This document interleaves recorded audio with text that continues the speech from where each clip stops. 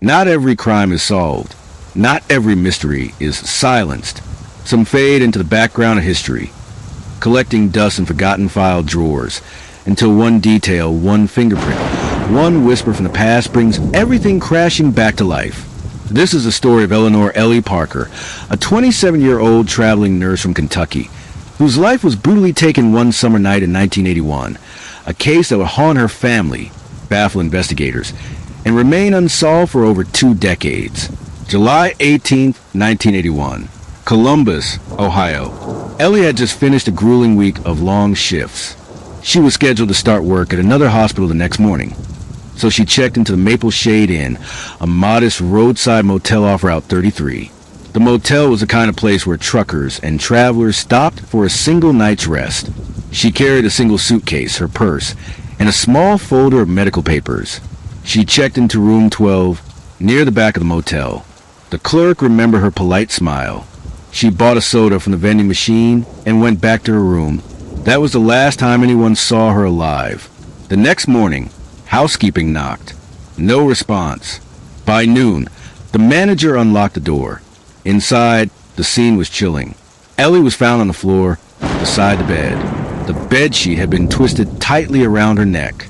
Her face was pale, her eyes open. The struggle had been quick, violent. Her purse and wallet were gone. But oddly, her car keys sat neatly on the nightstand. Her suitcase lay half-packed, as if she had been preparing to leave. Detectives arrived within the hour. They dusted the room for prints.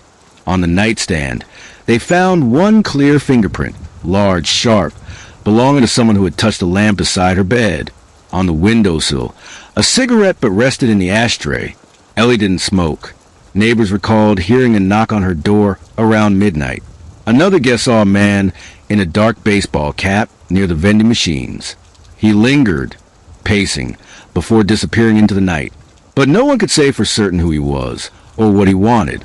The investigation dragged on for months. Detectives interviewed motel staff, checked local offenders, and ran the fingerprint through state databases.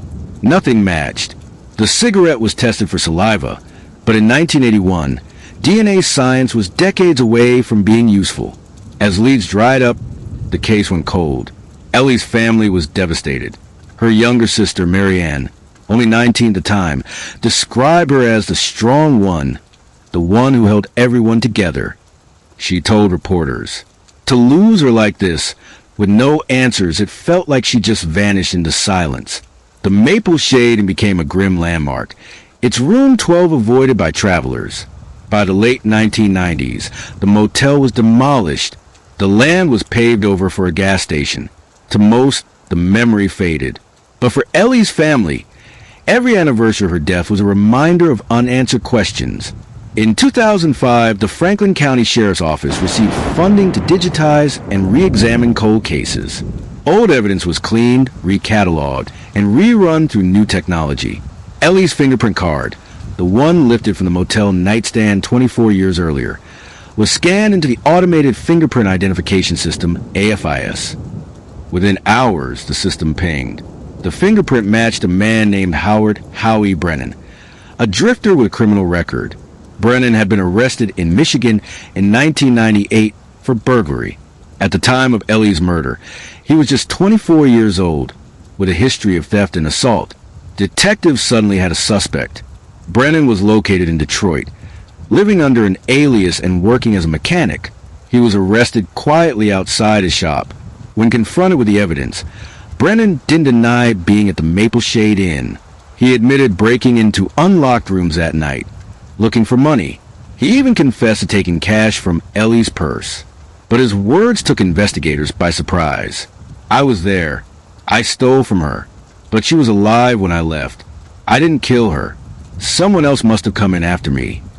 The admission complicated everything.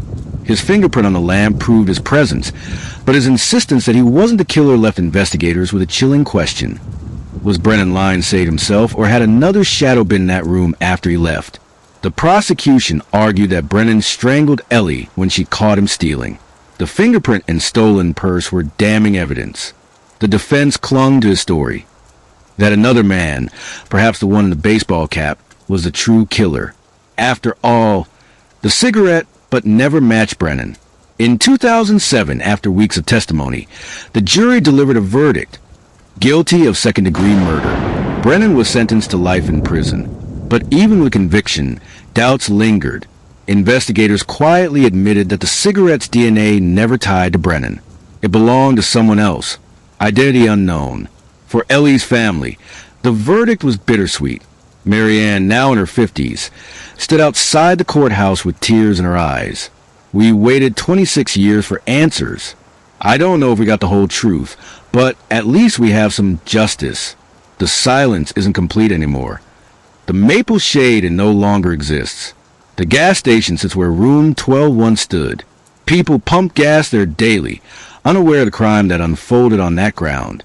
But for those who know the story, the whispers of that night in 1981 remain. Some crimes fade with time. Some disappear with the places they haunt.